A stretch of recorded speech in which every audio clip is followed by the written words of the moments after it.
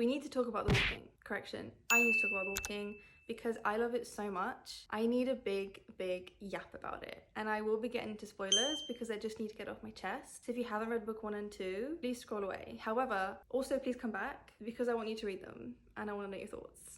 I want to touch upon 2 points that I find really intriguing about the series. Apart from the dialogue and the writing and the storyline being amazing in my opinion, there's 2 things that really stand out to me. The first point being that I usually really don't like love triangles. There's maybe like 1 or 2 that I can get behind. But this love triangle I find so intriguing because I can genuinely see her end up with either of the characters. And I can see how either of these male leads would be a good match for her.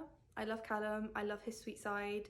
And I can kind of see him becoming a little bit of the Tamlin character. However, I do think his protectiveness does come from a good place inside of him. It's not malicious in any way. However, for Aurora, who has been ignored her whole life and has been not really seen as a person, I think the fact that Blake actually acknowledges her and questions her and argues with her, I think it makes her feel really seen and makes her feel really acknowledged by him, which is why I think he's a little bit of a better match for her. He actually sees her as a person and finds her really intriguing. The second point I want to make is that usually with these kinds of books, there'll be a moment where a character like Blake will have a little bit of a redemption. You'll find out that everything he's done so far has been for a good cause and he's actually really righteous and he's been good this whole time.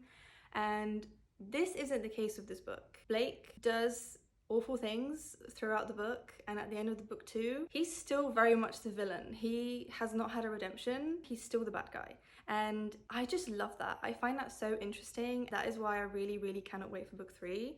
Because I want to see where his character goes, where he will end up, and the conflict that's inside him. I feel like it's going to be really interesting to see how I honestly just don't know. I just love this series so much. Just the feeling of it. It's really just a vibes for me kind of book. And if you have read it, let me know what you think about the points I made and let me know what your thoughts are on the whole series because I really want to know.